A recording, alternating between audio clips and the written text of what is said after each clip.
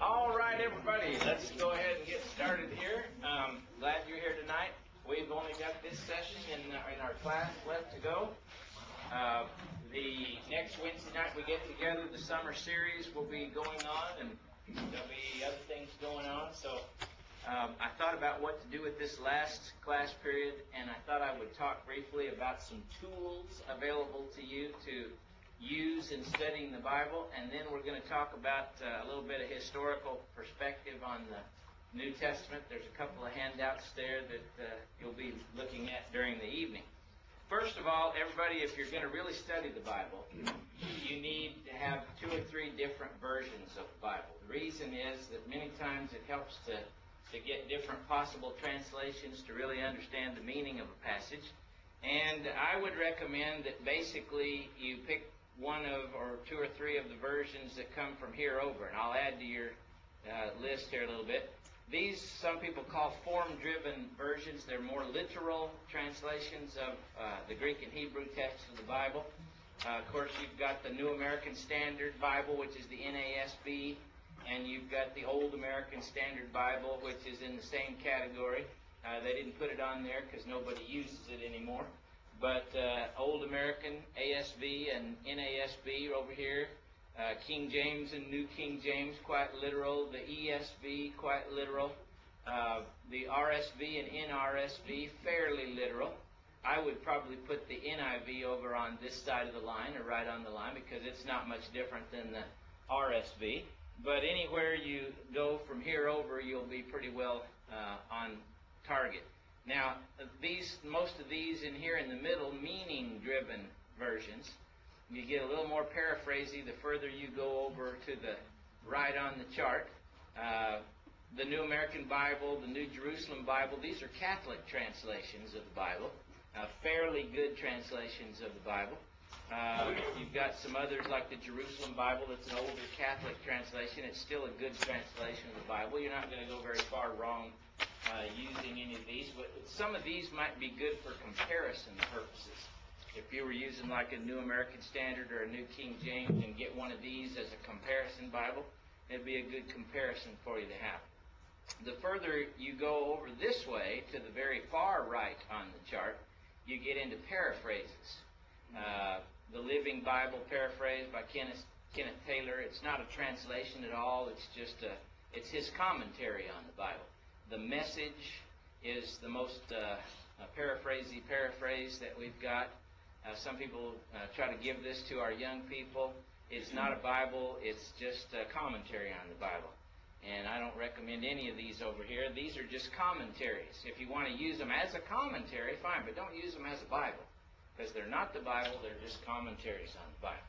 So pick 2 or 3 of these. I didn't say pick one and get married to it. I said pick 2 or 3 of these and compare them as a Bible student, and it will really help you in your study of the Bible. Now, another thing I'd like to talk about tonight is some tools. You'll see over there in that little stack of books there on the front table, there's a Strong's Concordance. A good concordance is good if you're still in the paper generation and you want a paper book in your hands and you want to use a concordance like Strong's or Young's. You can look up words in those things and etc. You've got a couple of little Nelson's Bible Handbook and Smith's Bible Dictionary there. If you're still part of the I've got to have it on paper generation and you want something on paper, you can look up the words and it'll tell you what things are. Like look up Pharisee and it'll tell you what a Pharisee is. Or look up some obscure city in the Bible and it'll tell you where it is and what it is. Bible dictionaries are good for things like that.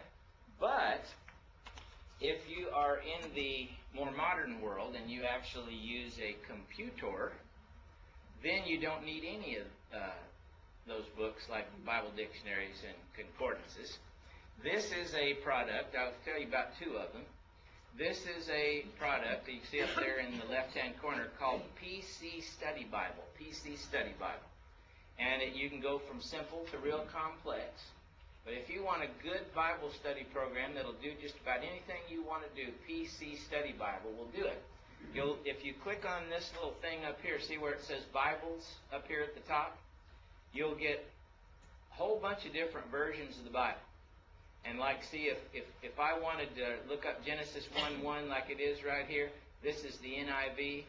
All I've got to do is click on New American Standard right here, and it'll give me the same verse in New American Standard. Or click on English Standard, and it'll give it to me in English Standard. Click on one of these, and it'll give me that passage in that version. So you've got unlimited versions there that you can study by just clicking on the different versions on the side. It's an excellent tool for comparison purposes.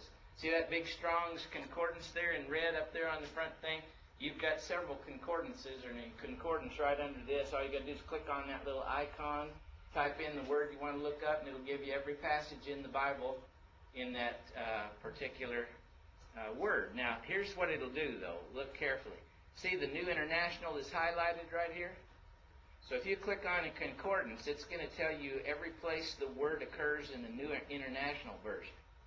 But if you want to tell the concordance, I want to look in the King James Version. And it'll give you every place a particular word occurs in the King James Version. But you have to tell the concordance which version of the Bible you want to look through. And, of course, different translations are different. Disadvantage of that is that many times the same English word will not be the same Greek words, and so you can get kind of confused there. All the commentaries you can ever want are right under that little icon right there. Just click on them. And you can get commentary after commentary on this passage. Whatever passage you're looking at, you just click on the commentaries, and you can read commentary after commentary on that passage. If you highlight a word and you want to see what Greek or Hebrew word it is, you click on this dude right here, and it'll give you the Greek and Hebrew word and the number in Strong's Concordance, that you can look it up in Strong's Concordance. If you want maps or something like that, you can click on Media, and you can get all the Bible maps of Abraham's journeys or of the Exodus or anything else you want just by clicking on that little icon right there. And that's just scratching the surface of what this Bible program will do. So you can go from simple to complex. You can make this Cadillac or not. In the $150 to $300 range, you can have everything you want from soup to nuts, in there, if you want to really get into Bible study. Most of the younger preachers, I'm telling them not to spend their money today on buying a bunch of books, because you can buy a whole library right here by buying this one computer program. If you clicked on these and looked at how many commentaries is here, it'd cost you thousands and thousands of dollars to buy all those. So just about everything you'd need is in something like this. Now, if you really think you're just very, very serious and you want to get real high-tech and go with all the bells and whistles, the best Bible study program out there is called Logos, L-O-G-O-S, Bible Software. Logos Bible Software. And a lot of preachers and scholars that are really into it in a deep way get Logos. It'll interface with everything out there. And it's a more Cadillac. It'll cost you more money, and most of you don't need it anyway. But this will do a great job for most people, and you can kill yourself the rest of your life studying stuff in just this program right here. So I recommend it highly, either this or Logos Bible Software. Both of them are excellent programs. Really, that's all you need as far as extra tools, except for your Bible. Your Bible is still the best bet you have for studying the Bible. Anybody want to ask anything about that before we leave the Bible study program? I've got a question. Yes, sir. I've got 3 versions on my computer, but they're all free. But this is about, how much money is this? Well, it's like we said, it's about $150 to $250, depending on what you get with it. But that's somewhere in the range. Okay. But then if you started, like for example, I've got a whole lot more than $150 in those books that are sitting right there.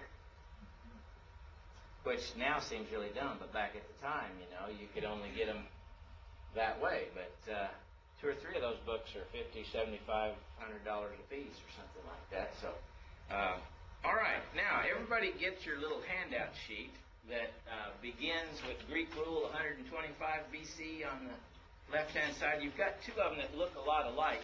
One of them has Jesus' cross on the far right, and one of them has Jesus' cross on the far left. Get the one with the cross on the far right. And it says the century before Jesus. The century before Jesus. The other one says the first century. If you've got the first century, you got the wrong one. Okay? We're going to start back at 125 BC here. And these two charts kind of go in your notebook, and they'll give you kind of a context to put the Bible in. Greek rule was going on back at this time, 125 years BC. Alexander the Great and the Greeks were still ruling. The Ptolemies and the Seleucids, the Grecian kings, were ruling. And it was during this time of the Greek rule, and I couldn't go further back in this chart, that most of the popular Jewish apocryphal and pseudepigraphical books were written. Now what that means is that this big fat rascal right here, and another one just like it, this is the pseudepigrapha. It has books in it like the Book of Enoch, the Letter of Aristeas, the Assumption of Moses.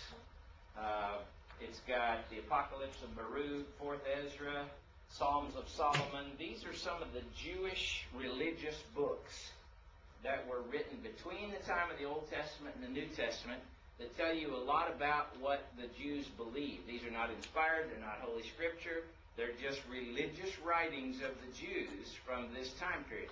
They tell you a whole lot about the Jewish people, see, and they're actual original sources from that time. This one is the pseudepigrapha. The other one like this is the apocrypha. And they are worth having because they are original source material. And if you really want to learn what the Jews believed, if you want to go to the horse's mouth, this is it right here. Okay? So you can buy all the commentaries you want, but the commentaries are going to have to refer to these.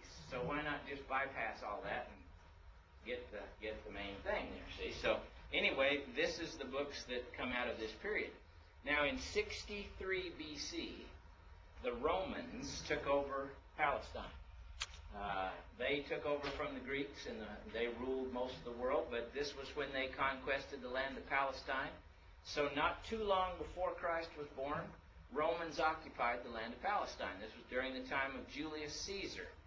And it wasn't too long after that King Herod the Great, who was the Herod when Jesus was born, built the temple. Remember, Jesus said 46 years it took you to build this temple, or the Jews did, and said, you're going to raise it up in 3 days?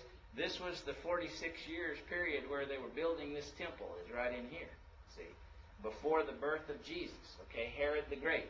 He's the one that tried to kill all the baby boys, and then he died. This is Herod the Great that we're talking about here, all right? Now, Herod the Great died around 4 BC, maybe a little bit, maybe 2 BC, somewhere around there, so his lifespan comes right in there. And Caesar Augustus was the Roman Caesar.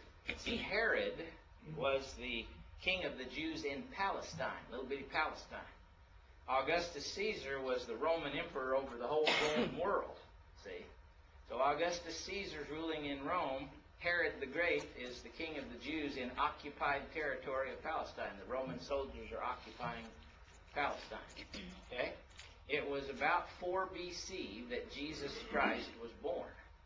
Okay, and we know this because it was during this time that Quirinius, the governor of Syria, was making the census that you read about in the Gospel of Luke, and you put all the dates together when Augustus was Caesar and all this other kind of stuff, and you arrive at a date about 4 BC. BC does not mean before Christ, by the way, so get that out of the way, and you're all fine, okay? So 4 BC, all right?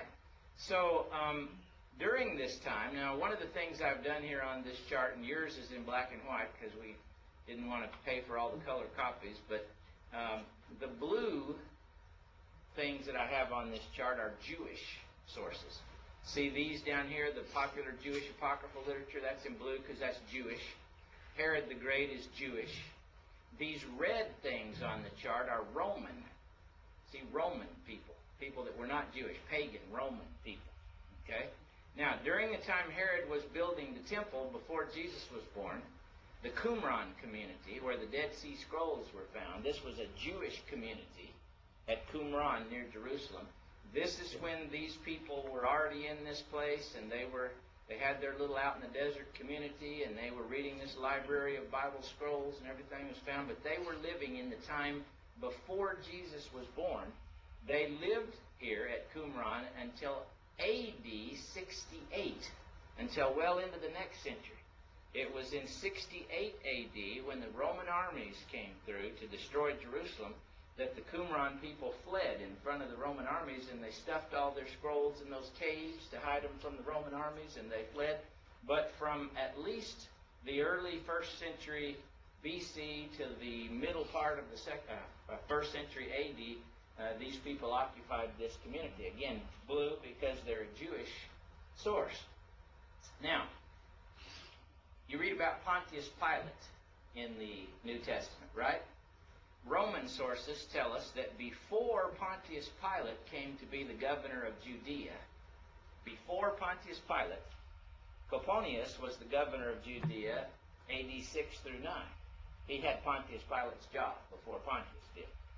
Marcus Ambivalus was governor of Judea from AD 9 through AD 12. Annius Rufus was the governor of Judea from AD 12 to AD 15. Roman governors that were ruling over Palestine on behalf of the Caesar, see. Valerius Gratus was the one that ruled right up until Pontius Pilate took over in AD 26. Okay? All right, so these people, they're in red because they're Romans. They're outsiders. They occupied. They came in and ruled over the soldiers and over everybody else in Palestine. These were the governors that were ruling during the boyhood and all that of Jesus. Brandon, you have a question? So Speak up. It's kind of a silly question, but No. if you read this stuff before Christ, how did they date it back then? Right now, this is just Anno Domini, but we're dating this based on our present dating system. Right, but what did they say? Did they refer in the books to the date of the time? They would refer to the year of the emperor this or the year of the emperor that. They had their own dating. They had their own system of dating. Yeah. So you have to put all that together with what we are. But with our present calendar, these are the proper dates. So anyway, these were the governors before Pontius Pilate. Now, in the Bible, in the Gospel of Luke, it tells you in Luke chapter 2 that Jesus was born during the reign of Caesar Augustus. It tells you that. He was born when Quirinius was making the census. He was the governor of Syria. He was making the census. And he was born during the time of Herod the Great. So we know that it was during the time of Herod the Great, during the time of Augustus, and it was during the governorship of Quirinius. And all those dates corroborated give us this date right here. All right, now, another thing we have Annas the high priest. Annas was actually the high priest. He's in blue because he was a Jew. He was high priest AD 6 to AD 14. Annas was. Now that's when Jesus was a boy. See? Now there were several high priests between Annas and Caiaphas. Annas' cousins, his brothers, his blah, blah, blah, everybody in his family. This was like the old godfather of the high priesthood. He was a political chess mover on the Jewish political chessboard. Caiaphas, Joseph Caiaphas, was the acting high priest during the time of Jesus' death. He was Annas' son-in-law. So old Annas was still controlling everything, even when Caiaphas was high priest. And if you remember the death accounts of Jesus, they took him to the old man first, or in one of the sequences, they took him to the old man and to Caiaphas. This guy was the figurehead. This guy was the political power behind the thing.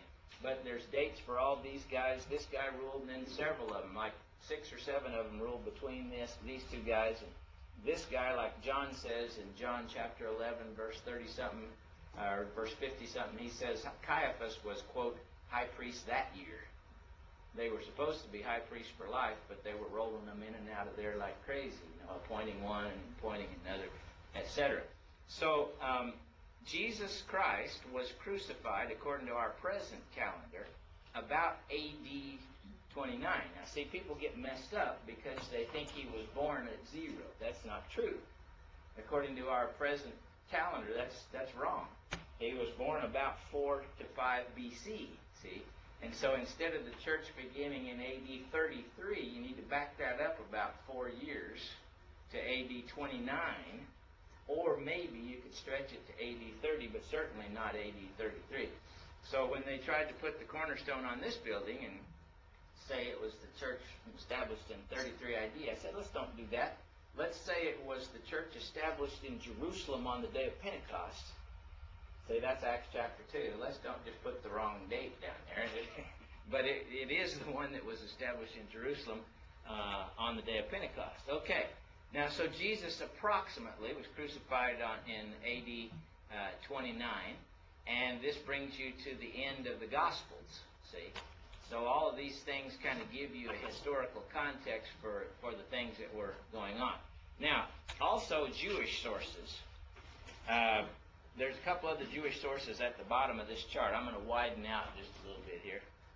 Because this chart, you see where it says the Mishnah down here?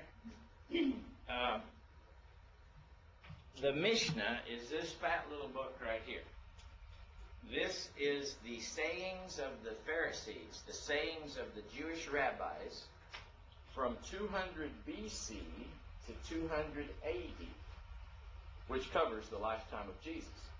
Gamaliel's sayings are in this book. The teacher of Saul of Tarsus, see, Rabbi Shammai, Rabbi Hillel, other people that were living in, or their teachings at the prominent time of Jesus are in this book right here. So if you want to know what the Pharisees actually said themselves without other people telling you what the Pharisees said, but you want to read the actual Pharisees themselves and what they said, the Mishnah is the book. This is translated from the Hebrew by Herbert Danby, the Mishnah. So I've got him as a Jewish source down here that covers both of these centuries. This is another Jewish source. Philo of Alexandria lived in Alexandria, Egypt. We have his writings extant too. So we've got the Mishnah, Philo of Alexandria. We've got the Dead Sea Scrolls. Quite a few Jewish sources from that period of time, plus the earlier Apocrypha, Pseudepigrapha of the Jews. Okay, let's go to our other chart.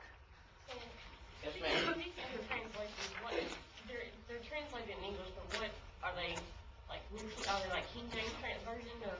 No, this is just more modern English, but this is like from the Hebrew and the English you'd speak today. Okay, so it's something you can.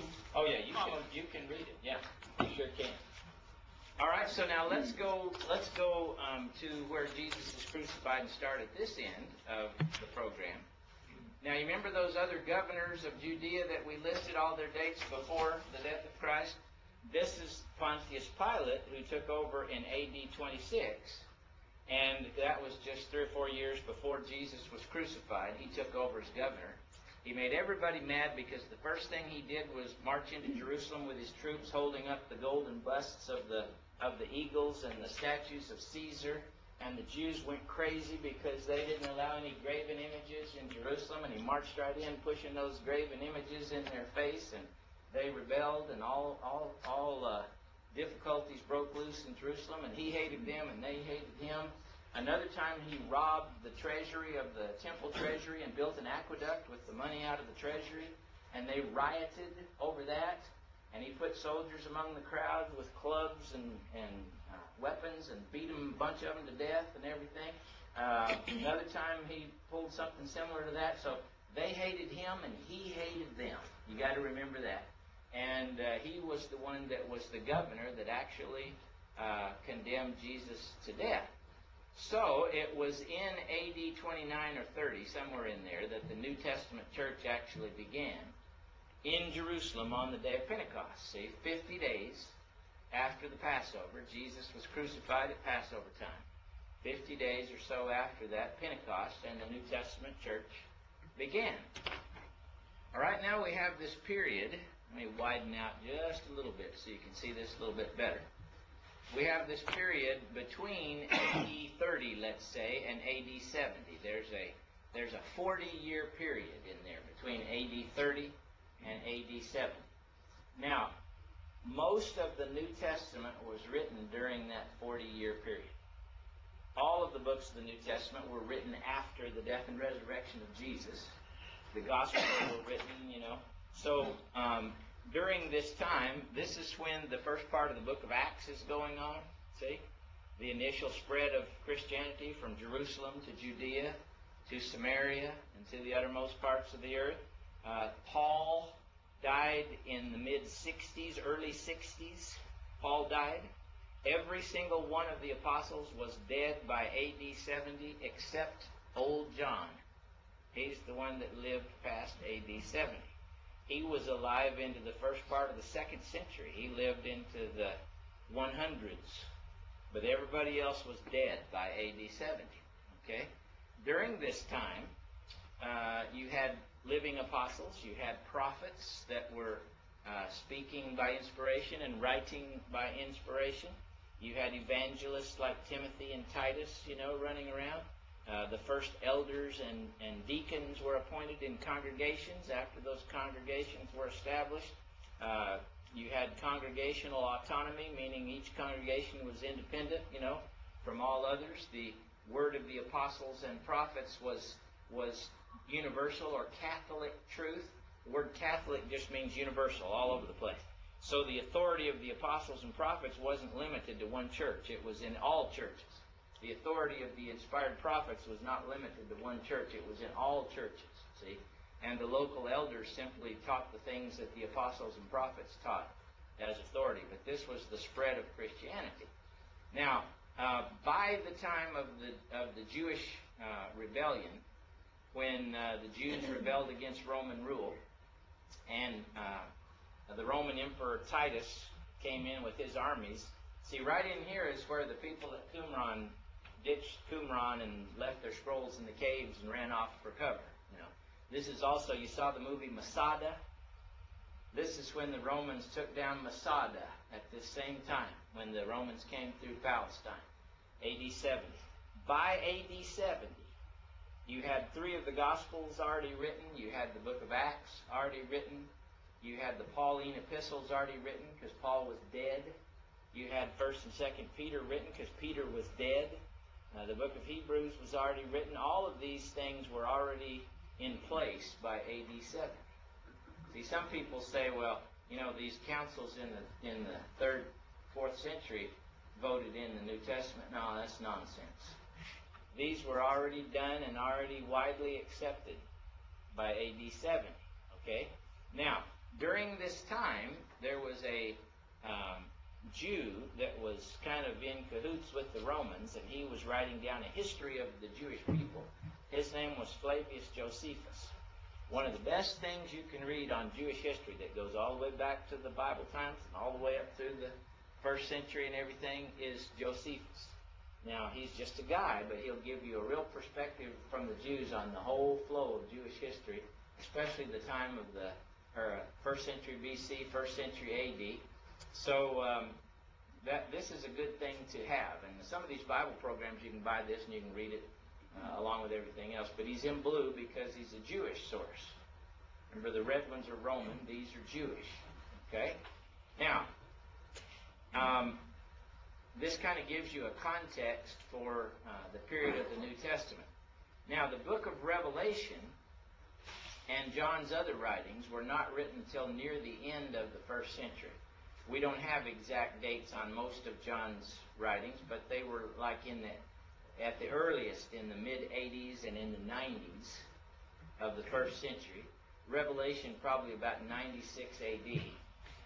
We know this from several later sources, including Clement of Alexandria and Irenaeus and Eusebius and some others. But they placed John on the island of Patmos during the reign of Domitian. And Domitian ruled, the Roman Emperor Domitian. Do I have him on here somewhere? Yeah, I do, down at the bottom. See, he's in red there. Domitian ruled from AD 81 to AD 96. Okay? Now, when Domitian died in AD 96, John was released from the island of Patmos. And Nerva was an emperor that just barely ruled any time there, a year or so. And then Trajan came to power and ruled into the early part of the 2nd century. And John was still alive in the reign of Trajan, living in Ephesus, and he was administering churches and teaching Christians around Ephesus. So here at the bottom of your chart, you've got Domitian and Trajan, the next Roman emperor. You can draw an arrow from Trajan on into the next century because he kept ruling for a while in the next century. You have some early Christian writings that probably were written about the same time as the book of Revelation. One for sure is the book of 1 Clement. You have the Apostolic Fathers. It's the earliest church fathers. The book of 1 Clement was written in 96 AD, which is probably about the same time that the book of Revelation was written. And it's quite interesting because you can read the book of 1 Clement, and I challenge you to find anything in there that you wouldn't completely agree with doctrinally. You know, the church has elders, and it's just like the New Testament church. But 1 Clement was one of the earliest ones. The Didache, which means the teaching, was either written in the late 1st or early 2nd century. It's one of the early church fathers, and we could go on and talk about some others. But the reason I give you this chart is, or these two charts, these give you kind of what was happening in the world and what are all the sources that you get things from. Now, if you read commentaries, which some people do, if you read commentaries and they say, well, the Jews, the Pharisees taught something, the first question you want to ask is, how do you know that? If they don't cite the passage from the Mishnah where they learned that, or if they don't give you the passage in Josephus where they read about that, see, then you just don't even listen to a word they're saying. See what I'm saying? Because the only way they're going to know what the Pharisees taught is this, right here. That's the only way. See what I'm saying? So if they say the Pharisees taught or whatever, what are they citing as references? Where did they get their information? Many of the commentaries you read are just somebody's ideas about something. Take that and just go, whoop, and go boom when it hits the trash can and let it ring around in the bottom, see? Because that's about how much that's worth. If somebody's really writing something legitimate, they're going to be quoting first-century sources and telling you how they know the things that they're saying. They're either going to quote Scripture, or they're going to quote from Josephus, or they're going to quote from the Mishnah, or they're going to quote from Philo of Alexandria, or they're going to be quoting from some of these apocryphal Jewish books right here, you know, and telling you what was going on and what the Jews believed, or Roman sources to tell you about Pilate and Valerius Gratus and Caesar Augustus and all these others. If they're not telling you how they know, then they're not telling you. See? One of the things we have a problem with, especially with our young people, and it's getting this way with us older folks too, when you go on the computer and you just click on something on the internet and it just gives you somebody's discussion and you want to find out something about something, there's all this information just flying everywhere. You read it on the computer, whoopie-doo. Where did the person on the computer get the information? Do they give you the reference? Do they show you where to go to find out how they found that out? See, if they don't do that, then it's not worth anything. Okay? It's just verbiage. Snopes. Huh? Let's go to Snopes. Yeah. So this chart will give you kind of a perspective on what was going on, what the main sources are, and what you have to kind of, as touchstones, what are the sources to go to find stuff out. Anybody want to ask a question about that? Those two charts I found, with just keeping those charts around, will help you kind of keep it in perspective on what was going on during that time. Yes, sir, brother. Like, you said BC does not stand for before Christ. yeah, it's a Latin abbreviation, and I can't tell you what it is exactly. But it's not before the birth of Christ. All right. Okay. And one other question: is there anything like, I forgot what these rulers were called? Like They were Cronius? procurators or governors. Okay. Is there any reason that the first three, like, each only reigned for 3 years? Probably political. It's sort of like, you know, did they keep the emperor happy in Rome? Did they Did they do what they wanted them to do? The Senate wanted them to do? Did they make somebody mad? So you don't know about any like term? Well, we do know there wasn't any terms, no, but there were historical reasons why each one of these lost their job. Pontius Pilate got fired basically because he was so antagonistic with the Jews and caused so much trouble with the Jews. He wouldn't get along with the Jews, and he ended up in Samaria slaughtering a bunch more of them, and they said, that's it. And they finally got rid of him in AD 36. Do you think that may be one of the reasons why he wanted to release Jesus was because he was antagonistic toward the Jews?